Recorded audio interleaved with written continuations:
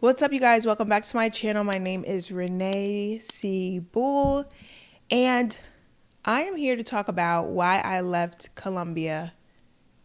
It dawned on me, darling, I literally never came back online and told y'all what happened after I moved over there.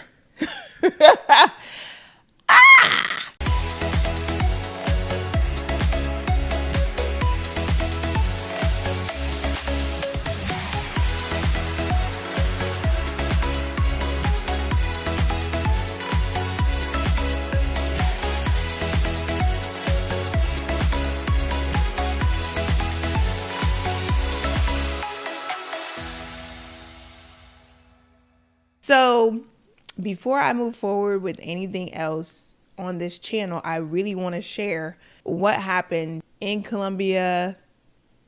Chad, it was crazy. I lived over there for a couple of months. I shared on this channel, moving there in 2023, how much I loved it. I was living by myself. I was ambitiously trying to learn Spanish and failing. Honey, it was giving lo siento. No habla español. But it dawned on me that I never actually shared how long I stayed, if I'm still in Colombia, my thoughts on Colombia, and all of that jazz. So, long story short, I left Colombia, but it was not before receiving multiple death threats and almost getting doxxed online. Yes. It's kind of crazy because I think at the moment when all these things were happening, I was so in a spiritual place because I was fasting, which I honestly believe some of the death threat. I'm getting beside myself. If you want to hear more about my experience in Colombia and why I left, keep watching. Okay, story time. So I personally enjoyed my time in Colombia. I lived in Medellin, Colombia. I found some really great Airbnbs that I rented, which I'm happy to share. Y'all can comment down below if you want me to share my Airbnbs. I thought I found some good places. I had negotiated really good rates. And then I had found a really great spot in a pretty quiet neighborhood before I left. But around the time that I was living in Colombia, I was also rededicating my life to Christ.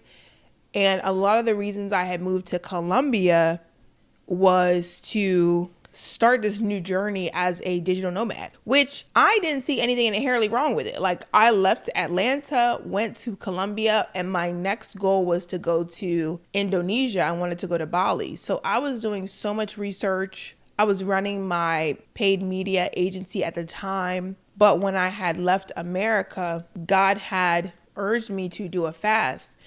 And as I'm fasting and seeking God, He's showing me all of these things that I'm holding on to that I guess I thought traveling was going to solve for me. And that's a whole nother video in itself, that sometimes what we're seeking, adventure, traveling, this digital nomad life, this disconnection, can be really escapism. What found me in Colombia was God. Truly, I could not have imagined what I was going to find out when I went to Colombia and how God was going to change my life. Anyway, like I said in my first video, I loved living there. The cost of living is very low.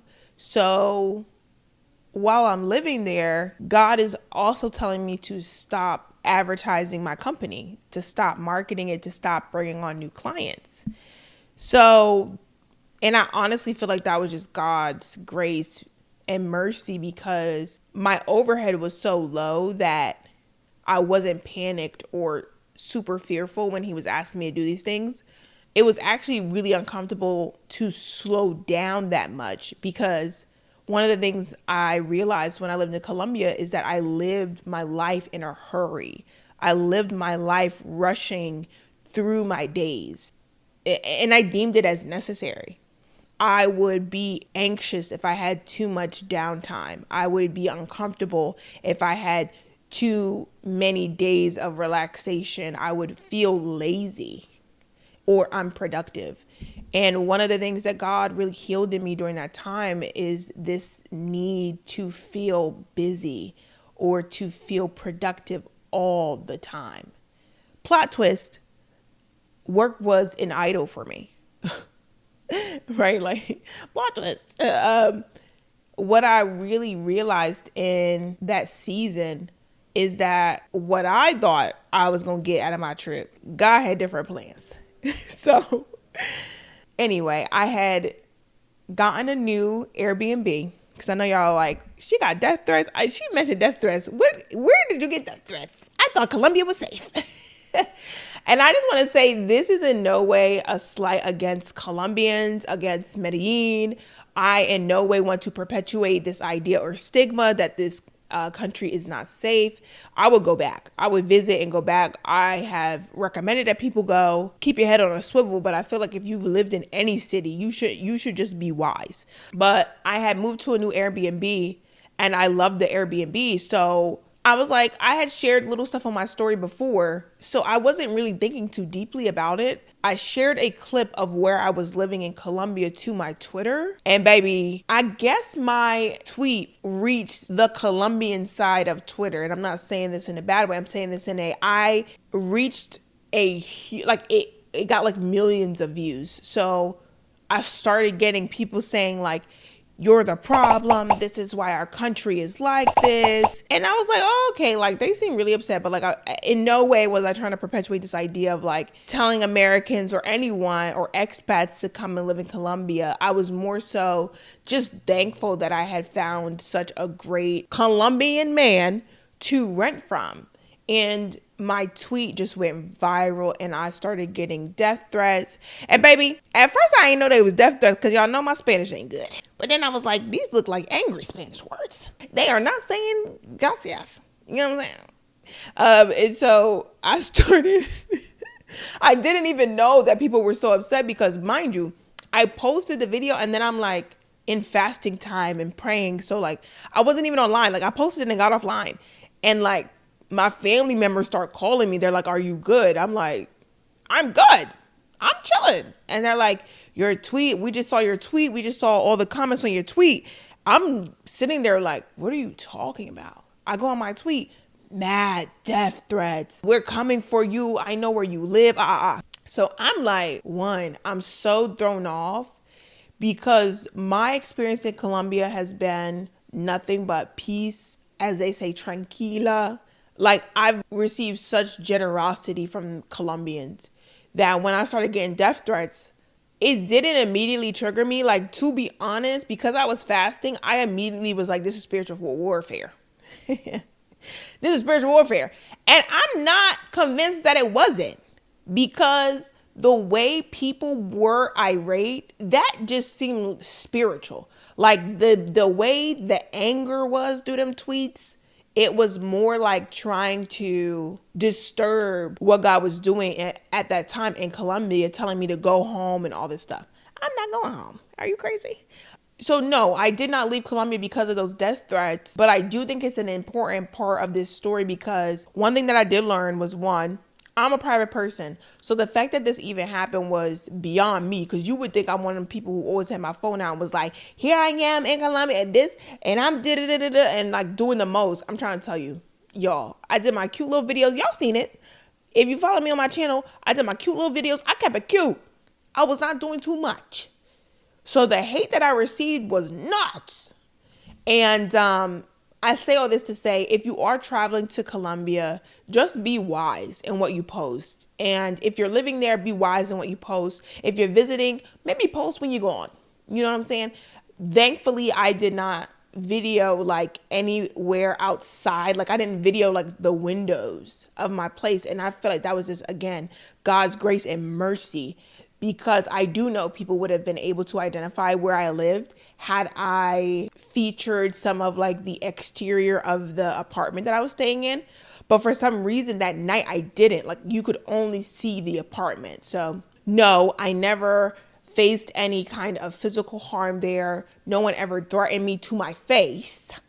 There's a lot of keyboard warriors. There's a lot of Twitter fingers. But I've never felt threatened in Colombia. I never felt endangered.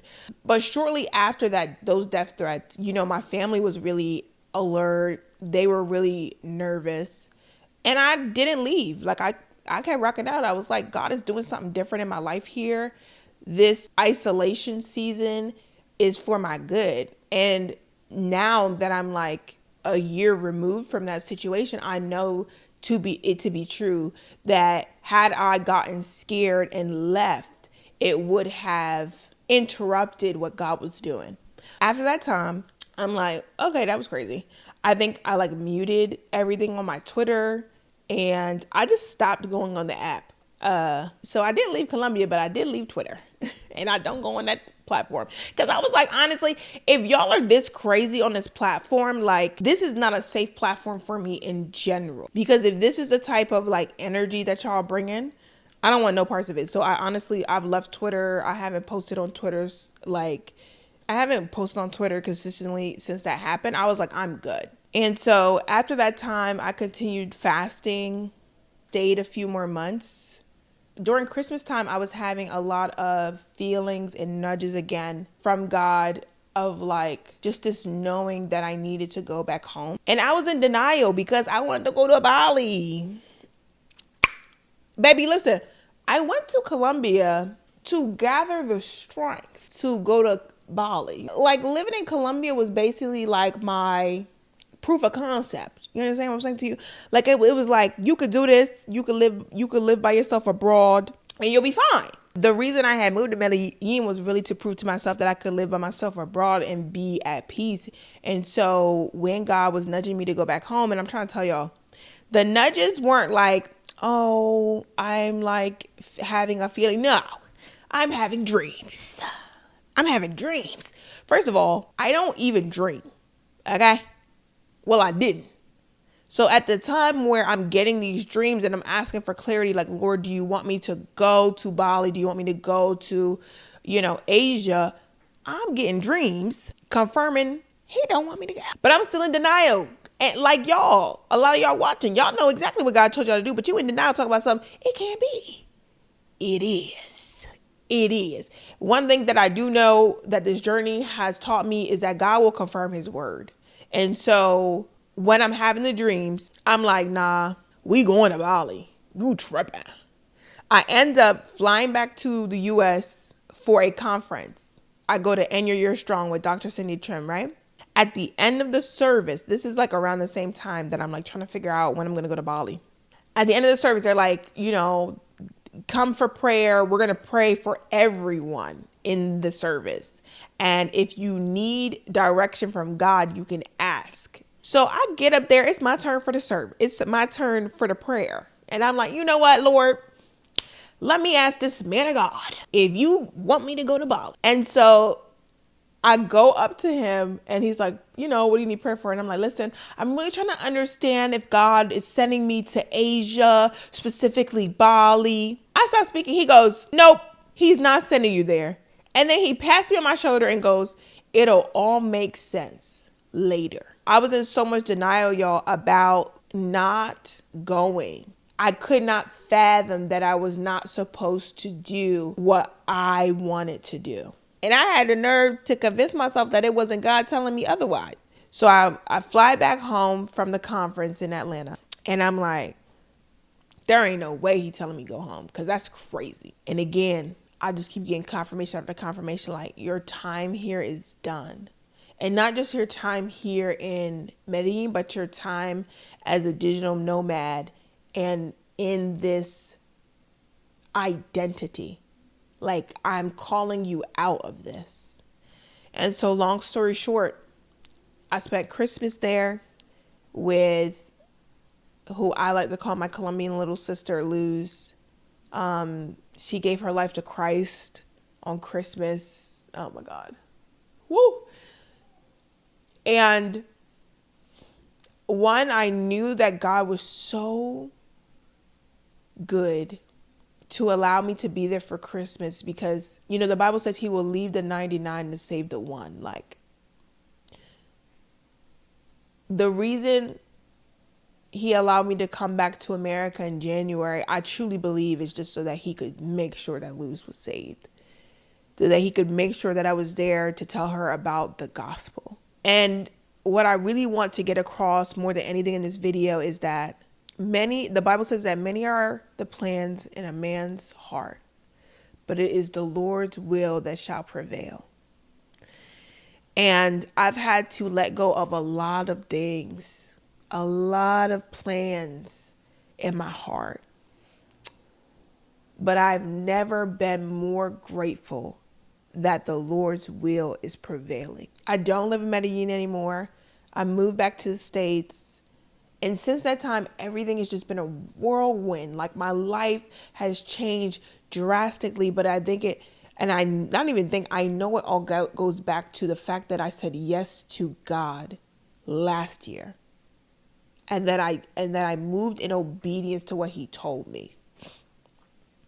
So if I can encourage you to do anything, it is to not minimize what God's calling you to do, even if it's not what you want.